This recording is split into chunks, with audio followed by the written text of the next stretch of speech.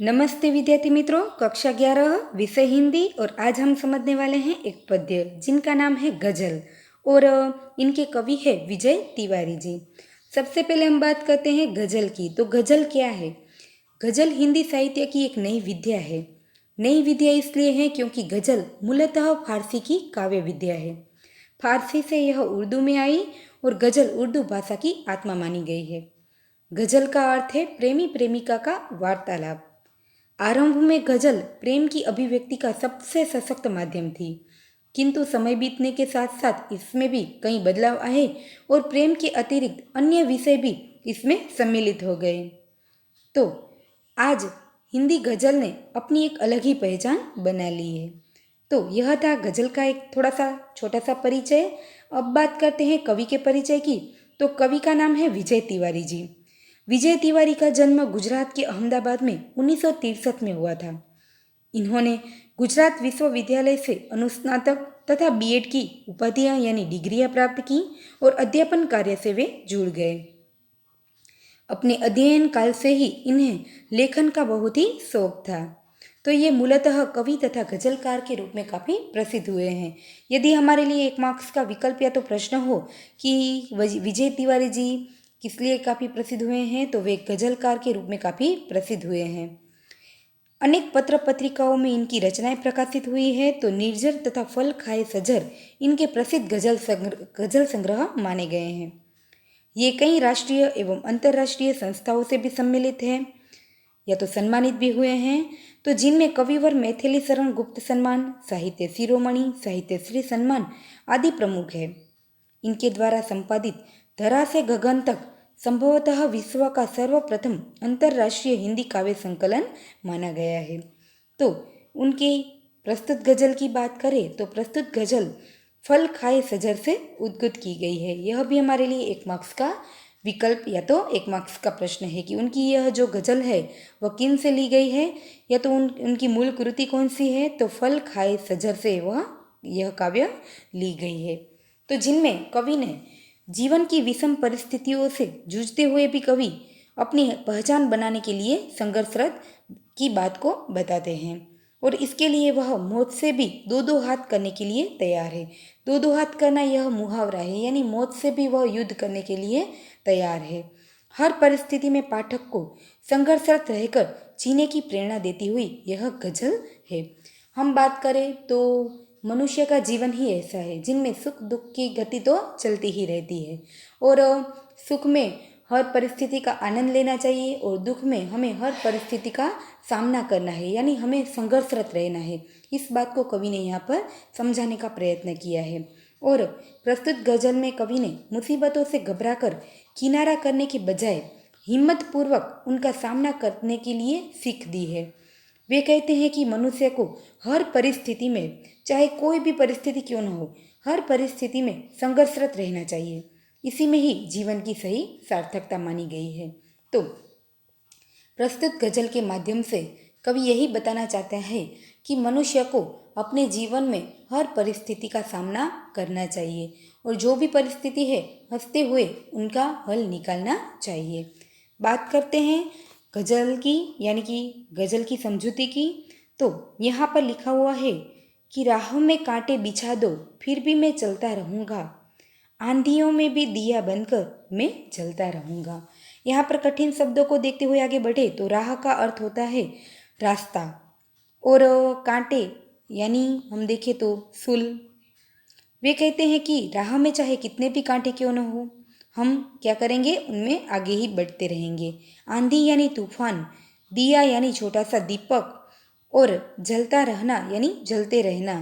तो प्रस्तुत दो पंक्तियों के माध्यम से कवि हमें समझाते हैं कि चाहे लोग मेरे मार्ग में कितने ही व्यवधान क्यों न डालें, यानी कितनी ही बाधाएं क्यों उत्पन्न न कर दे, पर मैं उनकी परवाह न करके अपने मार्ग पर आगे ही आगे बढ़ता रहूँगा। राह में कांटे बिछाना यानी उन्होंने कहा है कि मार्ग में लोगों के द्वारा कितने भी व्यवधान क्यों न डाल दे, पर मैं उनकी परवाह न करके अपने मार्ग पर आगे ही आगे बढ़ता रहूँगा।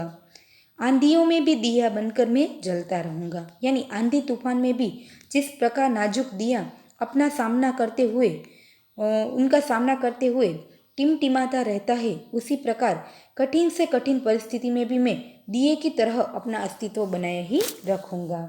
यहाँ पर हम देखें तो कवि कहते हैं कि आंधी में बहुत ही शक्ति होती है, उसके सामने मिट्टी के मामूली दिए की कोई औकात नहीं होती। इसके बावजूद भी मामूली दीपक तेज आंधी में भी जलते रहने का अपना धर्म निभाता रहता है, भले ही वह बुझ जाए, नष्ट हो जाए। लेखक भी इसी तरह बड़ी से बड़ी मुसीबत का सामना करते हुए संघर्ष करते रहना चाहते हैं, भले ही इस प्रयास में उन्हें मिट जाना क्यों न पड़े। तो कवि कहते हैं कि मनुष्य का जीवन संघर्ष से भरा है। मनुष्य का जीवन कांटों भरा मार्ग है, इसमें कदम कदम पर व्यवधान आते हैं, यानी कई बाधाएं आती है। आंधी तूफान जैसी भयंकर परिस्थितियां जीवन मार्ग को कठिन बना देती है। कठिन संघर्ष में अपने आप को खपा देने के लिए तैयार रहना पड़ता है। कभी कभी तो संघर्ष करने के साधन भी छीन लिए जाते हैं और अन्याय से लड़ते हुए जान गंवाने की नौबत भी आ जाती है। तब भी बिना हथियार के योद्धा की तरह मुसीबतों का सामना करना पड़ता है। इस प्रकार मनुष्य का जीवन तरह तरह के संघर्षों से भरा हुआ है। फिर भी वे कहते हैं कि मैं एक छोटे से दीपक की तरह हमेशा टिमटिमाता रहूँगा, यानी अपनी समस्याओं का सामना करता रहूँगा। और वे कहते हैं कि जिस तरह आंधी तूफान के सामने दिया टिमटिमाता रहता है, वे अपनी तरफ से हर प्रयत्न करते रहता है, उसी तरह मैं भी अपने जीवन में आने वाली हर बाधाओं का सामना करता रहूँगा और मैं हमेशा जीवन में आगे बढ़ता रहूँगा। आगे वे कहते हैं कि तान पर सीना हमेशा मौत से लड़ता रहूँगा, तान पर सीना हमेशा मौत से लड़ता रहूँगा, शान से मरकर दिलों में तो सदा पलता रहूँगा। यहाँ पर हम देखें तो पलना यानी जिनका अर्थ होता है हष्टपुष्ट होना और शान का अर्थ होता है गर्व। और यहाँ कवि कहते हैं कि तान पर सीना हमेशा, सीना तानना यानी स्वाभिमान से भरपूर होना, यह हमारा एक मुहावरा भी है, यानी मुकाबले के लिए हमेशा तैयार रहना। और आगे वे कहते हैं कि दिलों में तो सदा मैं पलता रहूँगा। दिलों में पलना यह भी एक मुहावरा है जिनका अर्थ होता है बेहद प्यार पाना, बेहद सम्मान पाना। कवि कहते हैं कि चाहे मौत का सामना क्यों न करना पड़े, मैं सीना तानकर उससे लड़ने के लिए सदा तैयार रहूँगा। इसमें भले ही मुझे अपनी जान ही क्यों न गंवानी पड़े, मैं शान से जान देने के लिए भी तैयार रहूँगा, क्योंकि संघर्ष करते हुए जान गंवाने पर लोग मुझे हमेशा अपने दिलों में बसाकर रखेंगे। इसीलिए मैं हमेशा कोई भी परिस्थिति क्यों न हो, उनसे लड़ने के लिए हमेशा तैयार रहूँगा।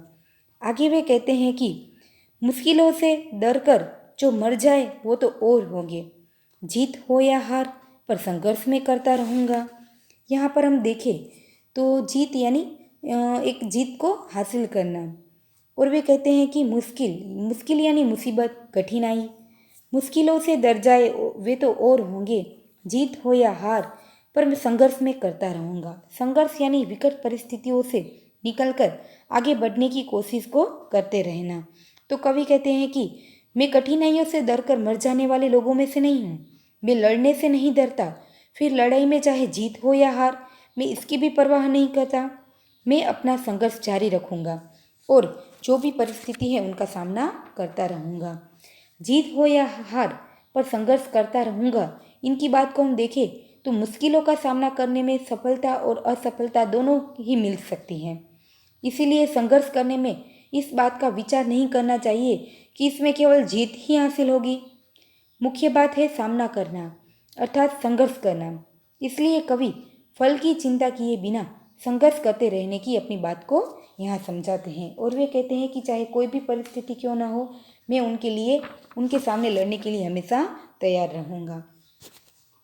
आगे वे बताते हैं कि मैंने अपना घर जलाकर रोशनी दुनिया को दी है, मिल सके सुख इस जहाँ को, इसलिए मरता रहूँगा।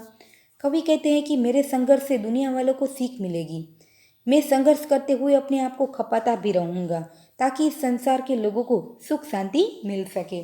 कवि इस संसार में सुख शांति चाहते हैं, इसलिए वह कहते हैं कि यदि मैं जलता रहूँगा ताकि इस संसार में हमेशा लोगों को सुख शांति मिलती रहे, और यदि इस लोगों को सुख शांति मिलती रहे, इसलिए यदि मुझे अपने सुख शांतियों को भी छोड़ना पड़े या तो अपने जीवन में संघर्ष से मेरे संघर्ष से दुनिया वालों को यदि सीख मिले तो मैं यह संघर्ष करने के लिए भी तैयार रहूँगा। आगे वे कहते हैं कि हाथ से मेरे कलम भी छीन ले चाहे जमाना, फिर भी अपने खून से तो गीत में लिखता रहूँगा। यहाँ वे कहते हैं कि कठिन शब्दों को देखें तो रोशनी का अर्थ है प्रकाश, और यहाँ लिखा हुआ है कि जहाँ, जहाँ का अर्थ होता है संसार। कवि कहते हैं कि जमाने वाले चाहे मेरी कलम अर्थात संघर्ष रूपी हथियार छीन भी ले तो भी मुझे कोई फर्क नहीं पड़ता। मैं अपना सर्वस्व नीछावर करके भी लोगों में चेतना जगाता रहूँगा, उन्हें एक हिम्मत देता रहूँगा और मैं भी अपनी समस्याओं से संघर्ष करता रहूँगा। आगे वे कहते हैं कि छीन ले हाथ से मेरे कलम भी छीन ले चाहे जमाना। कवि का कहने का अर्थ है कि चाहे जमाना मेरे सामने क्यों कोई भी कितनी भी बाधाएं उत्पन्न क्यों न कर लें, या तो मेरे हाथ से जो भी अस्त्र शस्त्र या तो जो भी अपना संदेश लोगों तक पहुंचाने के जो भी शस्त्र या तो माध्यम है उनको भी चाहे वे क्यों ना छीन ले, परंतु मैं अपने कार्य के द्वारा भी लोगों में हमेशा जीता रहूँगा। आगे वे कहते हैं कि सोचता हूँ मौत से भी आज दो दो हाथ कर लूँ, मिट गया तो भी सदा इतिहास में बनता रहूँगा। उन्होंने कहा कि सोचता हूँ मौत से भी आज दो दो हाथ कर लूँ। दो दो हाथ करना यह एक मुहावरा है जिनका अर्थ होता है युद्ध करना या तो लड़ना। मौत से भी वे युद्ध करने के लिए तैयार है। मिट गया तो भी सदा इतिहास में बनता रहूँगा। इतिहास होना यह भी एक मुहावरा है जिनका अर्थ होता है अमर होना, अद्वितीय काम करना। तो कवि ने इस पंक्ति के माध्यम से कहा कि इस प्रयास में यदि मेरी मृत्यु हो जाए तो भी, यानी कि संघर्ष करते करते मेरी यदि इस प्रयास में मेरी मृत्यु भी हो जाए तो भी इसकी मुझे कोई परवाह नहीं है। अगर मैं इस प्रयास में मिट गया तो भी मैं लोगों के लिए एक इतिहास बन जाऊंगा, अर्थात उनके लिए मैं अमर हो जाऊंगा। अपने कार्यों से, अपने संघर्ष से लड़ते लड़ते मैं लोगों के लिए एक इतिहास बन जाऊंगा। तो मैं सोचता हूँ कि मौत से भी आज दो दो हाथ कर लूँ। इन संघर्ष से लड़ने के लिए मैं मौत से भी लड़ने को तैयार हूँ।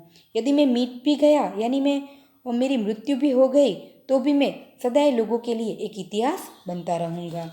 आगे वे कहते हैं कि चाहता हूँ कि बस यही बन जाऊँ अगर मैं भी विजय सा, तो मुसीबत में भी फिर मैं मदमस्त हो हंसता रहूँगा। यहाँ पर हम देखें तो मुसीबत यानी आफत और संकट, और मदमस्त यानी निश्चिंत, बिना किसी भी चिंताए से आनंदित होना यानी निश्चिंत रहना। तो कवि कहते हैं कि विजय यानी यदि मेरी भी इस प्रकार विजय हो गई। कवि ने कहा कि मैं चाहता हूँ कि यदि मैं भी ऐसा बन जाऊँ तो मैं हर मुसीबत का निश्चिंत होकर सामना करता रहूँगा और सदैव खुश रहूँगा।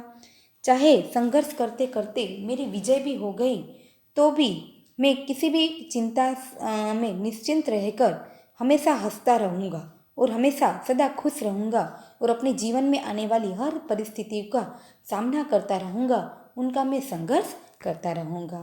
तो विद्यार्थी मित्रों, यहाँ पर हमने पूरी गज़ल का सार सुना है। कवि यहाँ पर बताते हैं कि कवि संसार में सुख शांति चाहते हैं। पूरी गज़ल का हम सार देखें तो कवि संसार में हमेशा सुख शांति चाहते हैं। इसके लिए संघर्ष करने में वह अपने आप को खपा देने के लिए भी तैयार है। यहाँ तक कि उसे अपना सर्वस्व न्योछावर करने में भी कोई संकोच नहीं है। लोग उसके मार्ग में कितने भी बाधाएं डालें, कवि उनकी परवाह किए बिना अपने लक्ष्य पर बढ़ते रहने की सीख देते हैं। आंधी तूफानों में भी वह दीपक की तरह लोगों के कल्याण मार्ग को रोशन करना चाहते हैं। कैसे भी कठिनाइयाँ आए वह उनसे डर कर हार नहीं मानेंगे। मौत आएगी तो उसका भी वह सीना तान कर सामना करेंगे। वह किसी भी अन्याय के सामने नहीं झुकेंगे। इस तरह सुख शांति के लिए कवि हर तरह का संघर्ष करते हुए अपना बलिदान देना चाहते हैं। और साथ साथ उन्होंने हमें यह भी संदेश दिया है कि मनुष्य का जीवन तो संघर्षों से भरा हुआ है। उनके जीवन में कई कांटे भरे मार्ग है, इसमें कदम कदम पर व्यवधान है, यानी कई ऐसी समस्याएं हैं, कई बाधाएं हैं। आंधी तूफान जैसी भयंकर परिस्थितियां भी जीवन मार्ग को कठिन बनाने के लिए मौजूद है, परंतु कठिन संघर्ष में अपने आप को खपा देने के लिए कभी हमेशा अपने आप को तैयार रखने की सीख देते हैं। कभी कभी तो संघर्ष करने के साधन भी हमसे छीन लिए जाए और अन्याय से लड़ते हुए जान गंवाने की भी नौबत आ जाए तो भी बिना हथियार के योद्धा की तरह मुसीबतों का सामना करने के लिए भी हमें क्या करना चाहिए, अपने आप को तैयार रखना चाहिए। इस प्रकार मनुष्य का जीवन तरह तरह के संघर्ष से भरा हुआ है, फिर भी हमें इन संघर्षों का सामना करने के लिए अपने आप को हमेशा तैयार रखना है। चाहे कोई भी हमारे जीवन में बाधा क्यों ना आए, कोई कठिन परिस्थिति क्यों ना आए, हमें उनका सामना करने के लिए हमेशा संघर्षरत रहना है। तो विद्यार्थी मित्रों, यहाँ हमने पूरी काव्य का सार देखा है। इनके जो प्रश्न के उत्तर है वो हम क्या करेंगे, हमारी नोटबुक में लिखेंगे। नमस्ते। Thank you.